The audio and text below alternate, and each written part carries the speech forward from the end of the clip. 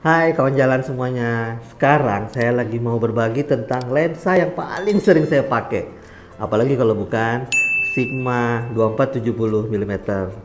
Jadi kenapa sih waktu itu saya beli lensa ini? Alasan pertama pasti budget sih.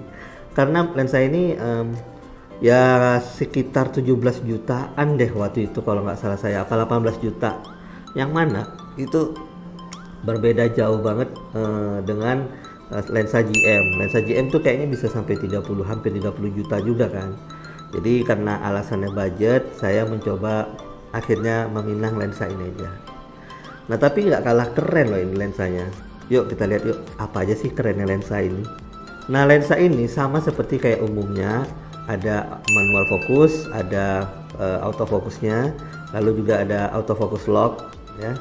Nah salah satunya juga nih lensa ini, kalau kita biarin aja dia bisa manjang sendiri gitu kayak gini nih. Nah ini kan jadi kayak manjang gitu ya. Nah ada fitur untuk ngelocknya ya, di lock di angka 24 mm. Jadi aman kalau teman-teman bawa jalan, jadi dia kalau misalnya mau kebuka ketahan. Nah, terus yang juga bikin unik dari lensa ini adalah ternyata hoodnya ada sistem kunci yang pakai tombol gitu. Jadi nih kalau di sini nih ada tombolnya nih. Nah ini, jadi ini kan dia nih hoodnya nih. Nah di sini ada tombolnya nih, tombol penguncinya. Nah ini harus diklekkan dulu gitu ya. Coba. Oke. Nah gitu ya. Jadi hoodnya itu punya sistem penguncian yang seru juga gitu. Belum pernah lihat sih di tempat yang lain. Biasanya yang lain itu kan diceklek gitu aja kan. Kalau ini kita kalau mau ngebuka hoodnya harus ditekan dulu nih. Nah baru diputar. Lensa ini punya diameter yang besar juga seperti lensa-lensa prime pada umumnya. Diameternya itu sekitar 82 mm, itu cukup gede. Jadi teman-teman memang kalau mau beli filternya itu memang di jajaran lensa prime ya, jadi gede banget ya. Nah, gede nih tuh. Oke. Dan kalau beratnya ini cukup berat juga ya. Kalau memang untuk ngevlog saya nggak terlalu rekomend sih, karena kalau ngevlog ini cukup berat sih, apalagi kalau dikawinkan sama Alpha 7 Mark III. Wah itu berat juga, karena Alpha 7 Mark III nya aja udah berat kan bodinya, ditambah lensa ini lagi. Nah beratnya ini lebih dari 800 gram, jadi sekitar 835 gram, yang mana itu cukup berat buat ngevlog gitu. Terus nih yang bikin agak agak ribet adalah ketika lensa ini dipasangkan ke gimbal. Kalau kita sebagai videografer masang lensa ini ke gimbal, maka dia zoomnya akan kalau kita zoom nih, dia akan panjang kan badannya. Ini kalau kita zoom maka dia akan panjang banget tuh. Panjangnya itu dari 13 cm itu kalau ukurannya 24 mili kayak gini, ini ukuran panjangnya 13 cm. Tapi kalau kita mencoba fokal yang 70 mm, maka dia akan bertambah menjadi 16 sampai 17 cm. Jadi nambah sekitar 3 sentian lah ya.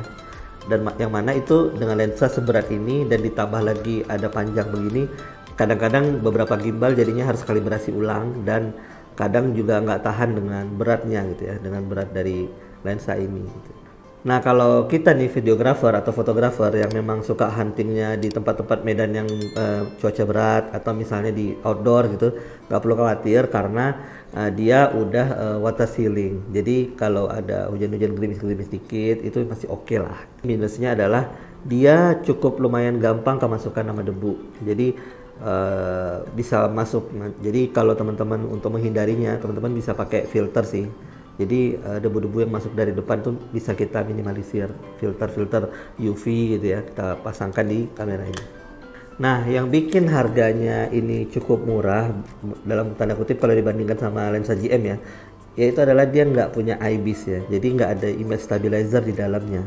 Makanya teman-teman harus mengcombine lensa ini dengan body kamera yang ada stabilizernya untuk supaya aman nih fotonya. Tapi kalau untuk videografer yang sudah pakai gimbal mungkin aman-aman aja sih ya, gitu. Karena udah distabiliskan sama gimbalnya gitu. Nah lensa ini cocoknya buat apa sih gitu ya? Kalau saya sejauh ini lensa ini tuh udah versatile banget. Jadi kalau saya pakai wide di sebuah acara, ini masih ke cover dan tidak terlalu distorsi di 24 mm. Sementara kalau mau ngambil potret, saya bisa langsung ke 70 aja.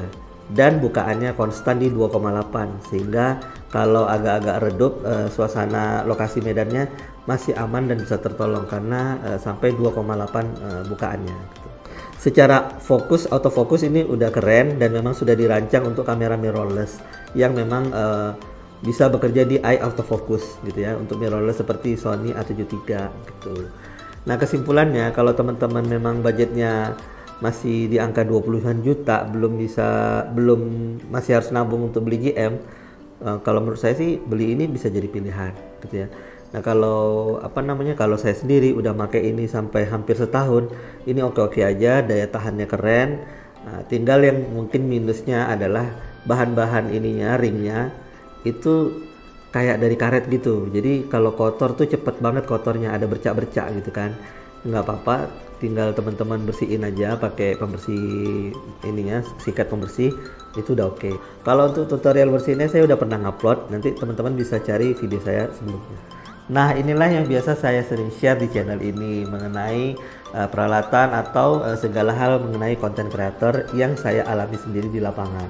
Kalau misalnya channel ini bermanfaat, pengalaman-pengalaman saya di lapangan bermanfaat, boleh deh teman-teman subscribe ya channelnya ya. Mudah-mudahan kita bisa saling berbagi, saya bisa saling berbagi sama teman-teman semua. Oke, kawan jalan semuanya. Dah.